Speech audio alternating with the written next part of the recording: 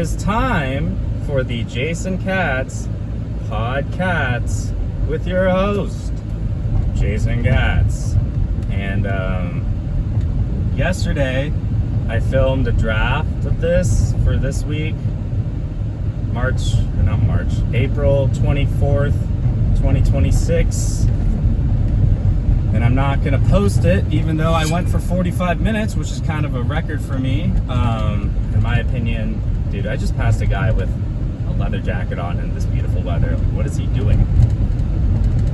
How is he not burning? Either way, yeah, I filmed one for 45 minutes. I guess it's going to become lost media because it's, I had just had my blood drawn a lot for tests, medical tests, and I was pretty angry. And yeah, I'm not gonna post it because I kind of go a little too in detail about my job, and I got very anxious and nervous about like them finding out and losing my job because I call for a boycott. But even though it would affect nobody, it would literally affect nobody. That's what because I have like maybe 50 views, even worse. I've got like maybe 50 views, and that's on the good ones. But, rather be safer than sorry. I think that one might just be for me, or it might be in the documentary if I ever get one. Yeah, so I will cover the subjects I covered. Also, I was kind of manic in that one, and that is not the brand we're trying to go for in the Jason Katz Podkatz with Jason Katz. It's a mouthful. Isn't it beautiful out? It is Friday, the 24th, 2026. I think I said that already. Star date, it's a Star Trek reference. This week it's been very chill. Some yoga.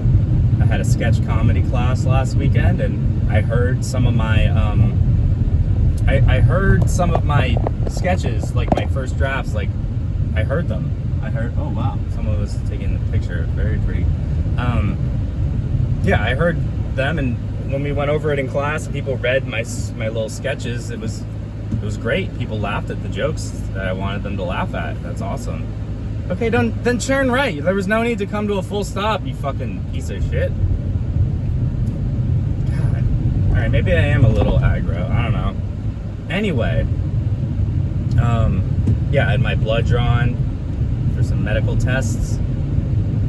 Which is a whole thing I might turn into a bit, because basically, I asked, like, I had just seen a specialist, and they were like, cool, I'm gonna order these tests. And I'm like, cool, awesome.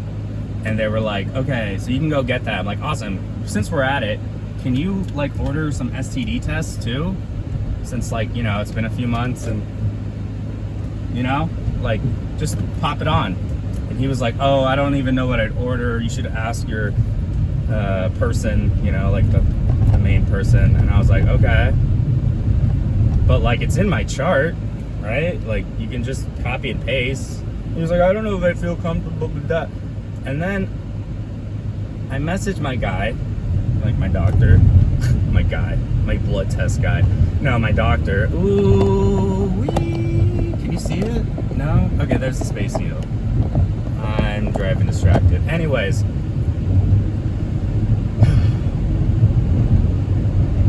I had to like call the call center and be like, hey, can you guys like approve these test requests, because I sent it over my chart. And they were like, I think he's in an appointment right now. But it's like, dude, why do I have to get it approved if I'm the one who wants to be tested? It's insane. No, but I rushed there even though I didn't have to. Got everything approved, and now I have herpes. No, I don't. I'm pretty sure I'm clean. I'll get the test results back later today or Monday or something, but from the test results I took with the specialist, things look pretty good. Lower test levels and what they were when they were like, oh my goodness, we need to see that, which is great because I was a little scared about that. But here's my big thing, right? He was a specialist. I figured I got the first test results in February where they were like, hey, you should go see a specialist. And I was like, okay. But like, all the specialist did was order the like 3 main tests that specialist would check for. And I'm like, why didn't you just order these tests between February and now? So, like, you know, I feel like there's going to be a second appointment. Why not just streamline the process? So they can get more appointments out of you. You know, it's just big medical. Okay, what else did I want to talk about? Yeah, I had a very interesting interaction on Wednesday with a manager that kind of triggered me and put me in a bad mood. And the whole point, and I talked about, and this is why I'm refilming, is because like I kind of vent, which is great for me, but like the whole point of venting about it was like I moved on quicker and I like checked in with my emotions more than, Jesus Christ, dude. I checked in with my emotions. Dude, fuck mufflers sound, like they're literally made to make people louder. Anyways, yeah, I calmed myself down faster than I normally did, and that was the point of me bringing it up. But basically, I went to a place. I said, hey, can I speak to your manager? They get a manager. He goes, okay, let me talk to my like manager, like the guy that was in charge. Dude, you're fucking my sound up. And then like the guy comes over really quick and he's like, oh, I haven't gotten a corporate directive yet, so I'm not going to do anything with this. You're just some random person. I'm like, well, we are partnered with you corporately, and every other location is using you guys, or sorry, is using my company. And it's like only you guys who aren't.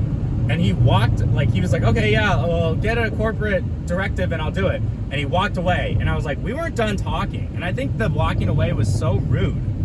And I was talking about this with my friend, and he was like, well, that's a manager thing when they're like so overstressed that they just can't deal with it at the moment because they're, and I'm like, yes, I get that. But also I'm a person. I may be a telemarketer, door-to-door kind of person, you know, like one of those people you just want to slam the door in.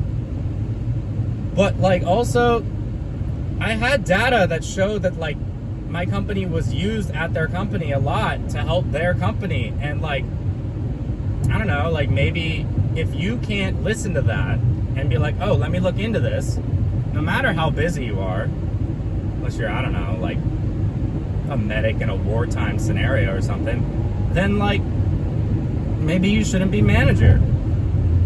And I think the point of me bringing it up, instead of me venting about it and making myself anxious about like, am I going to lose my job kind of thing, is like, well, one, the economy, and two, like, capitalism only works when you're like afraid for your job because you got to pay rent and stuff like that. So yeah, again, I'm not mentioning any companies. You can't catch me, all right? I mean, I did mention my chart, but like, honestly, here's another thing about my chart, okay?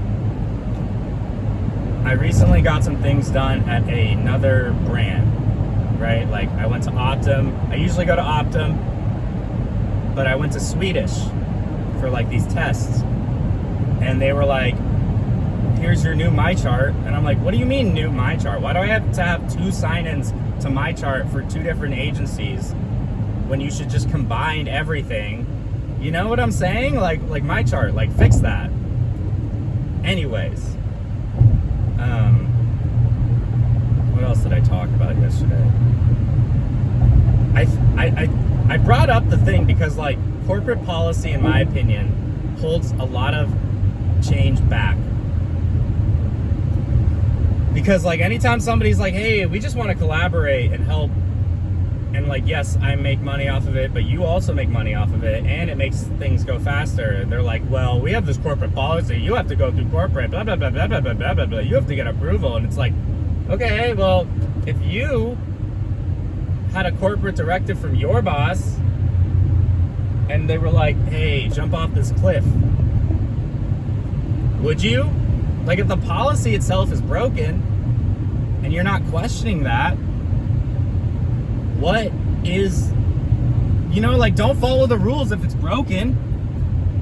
Not to be this guy, but I was just following orders. I'm not a bad Nazi. I was just following orders. But that is kind of how we get to that. And to quote South Park, hey, how many times did I tell you kids not to compare things to Nazi Germany when you don't get your way? But it is kind of true. Anyways, what else did I talk about in there? Yeah, I'm never filming again when I have a blood loss. That's for sure.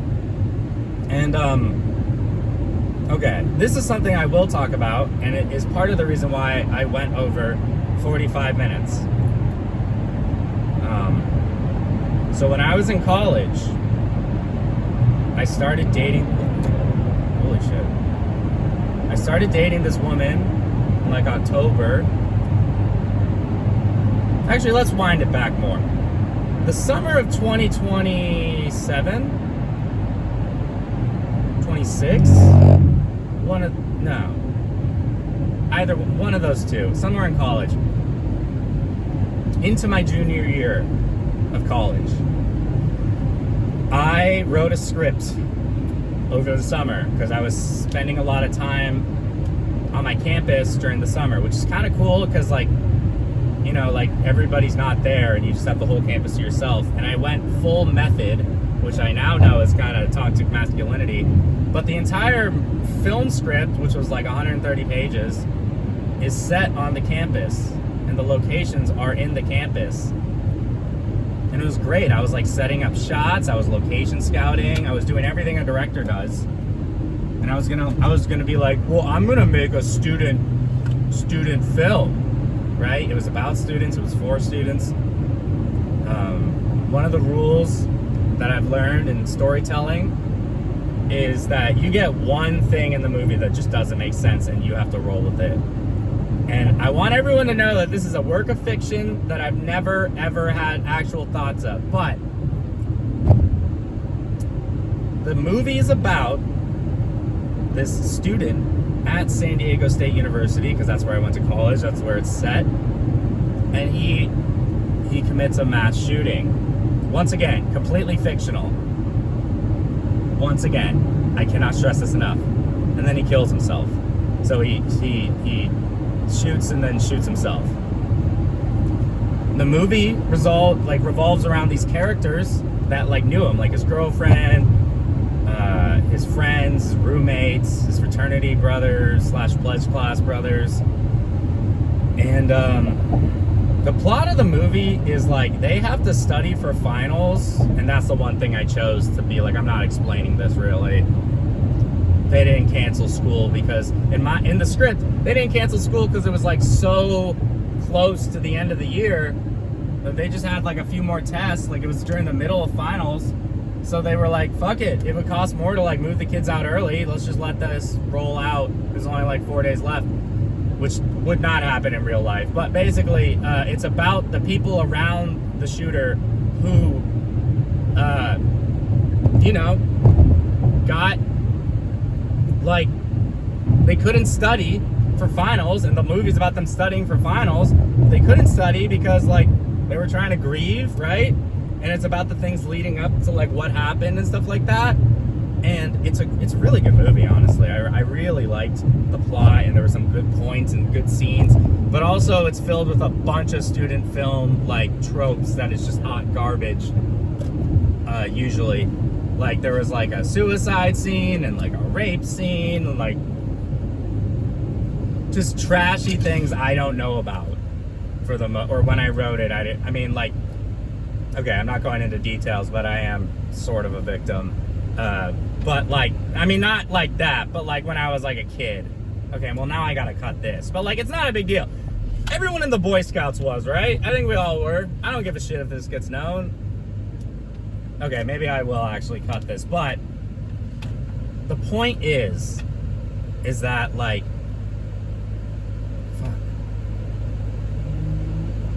I'm gonna cut this. Yeah.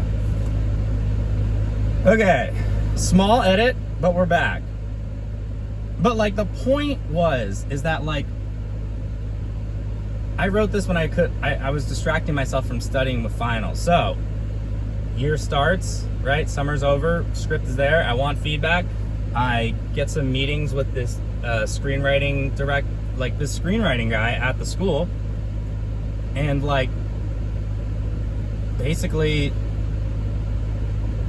you know, like I get some meetings with him and I'm like talking to him about the scripts, right? Like I'm talking to him about it, and he's like, oh, this is set at school. And like, by the way, a lot of the characters are based on people that had a very public profile at my school. Like during like Associated Students like elections, like the kids are like, not the kids, the college students take headshots and their faces all around the campus. People know them, people have to vote for them. Anyways, so I was getting feedback from the script, and I started dating this chick, sorority girl, and we how do I say this? Here's how the timeline goes. So the night before I'm studying for a final, it was a math test. Her and I are studying, and we decided to become official after a few months of dating.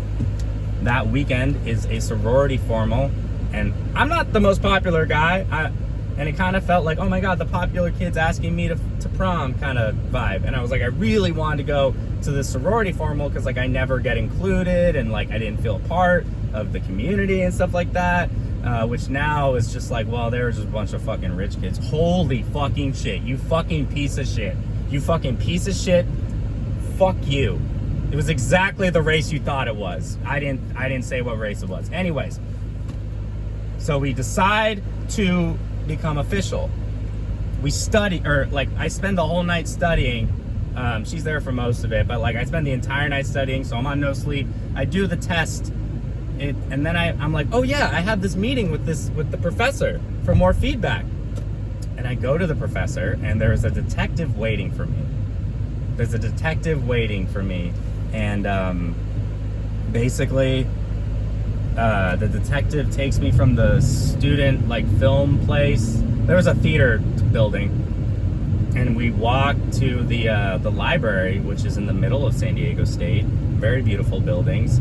It's kind of underground too. It's really cool. Anyways, they interview me in the middle, right, for over an hour about my script. And like I'm like, this is all fictional, and they like really press me. They're like, are you sure, like you named the guy that won Associated Student Body President, like you say he rapes this person, is that fiction, or do you know something? I'm like, no, it's fucking fiction. And then at the end they go, well, what about the emails? And I'm like, what fucking emails? Mind you, I have no sleep, right? And they're like, that's it, you're coming with us. So they, you know, they handcuff me. The officers are part of two different departments. One is the La Mesa, San Diego Police Department, which is the, you know, the city police. The second precinct is called the San Diego State Police. It's their own little secret police, literally. Like, they operate in different functions, apparently. And I will get to that because they kind of covered it up that way. But basically, there's a detective from each department, and they go, what about the emails? And they handcuff me in the middle of finals in a library on a college campus. So everyone's looking at me getting handcuffed, but I wasn't technically arrested.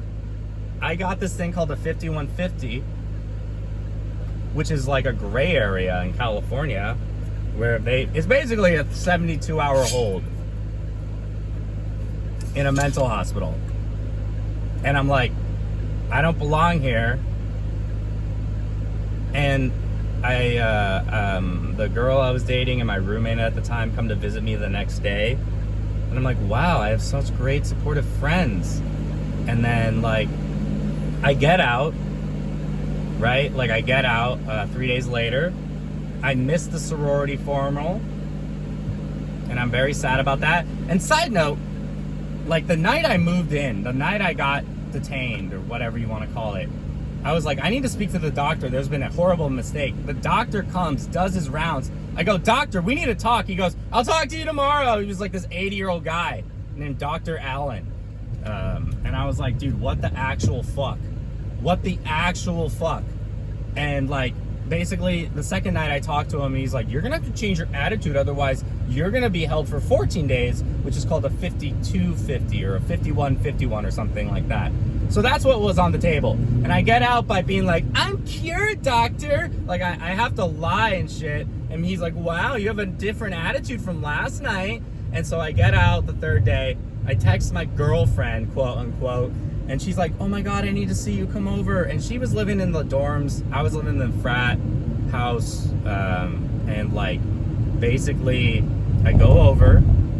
She hugs me. I lean in for a kiss, and she's like, I think we should just be friends. Like, we never really made anything official. And like, I'm like, what are you fucking talking about? Like, you just visited me in the hospital. We had just made things official.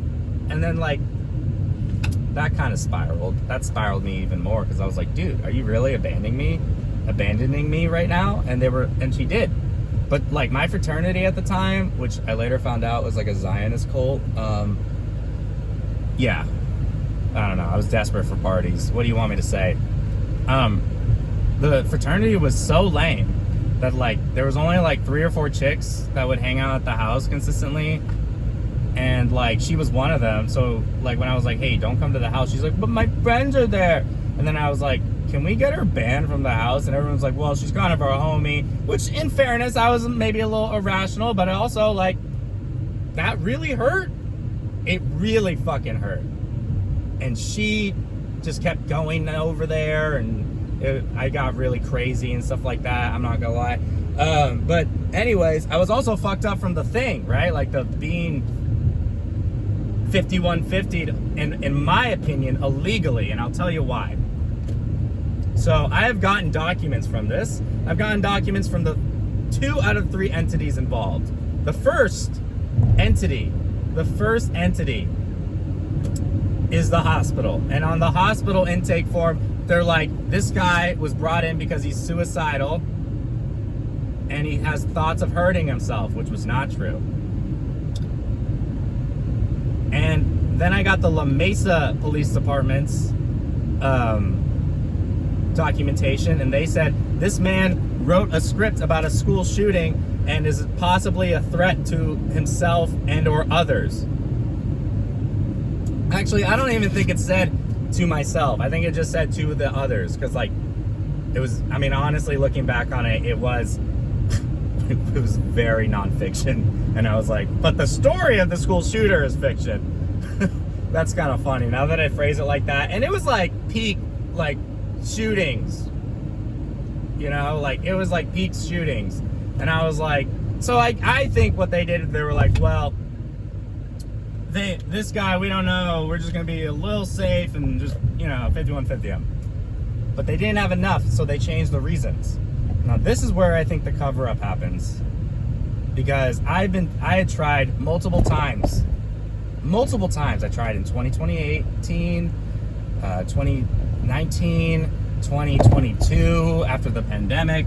I was trying to get the files from the school, San Diego State University.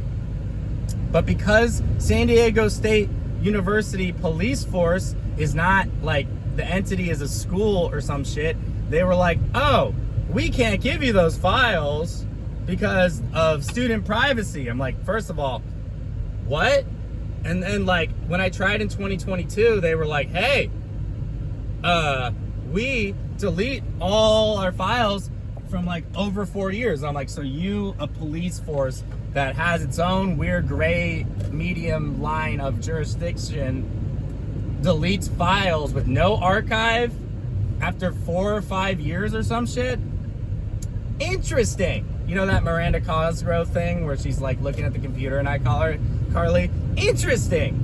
Because if I were a city police force or a school police force, I would have some sort of archival system in place. Especially with paperwork that affects others. And I never got the San Diego State Police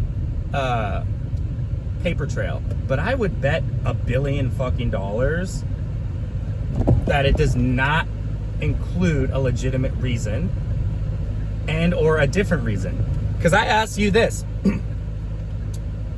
why wouldn't all the paperwork just say the same reason? Again, probably because they knew they didn't have enough of it, and they were like, well, we gotta play a little safe. He might shoot up the school.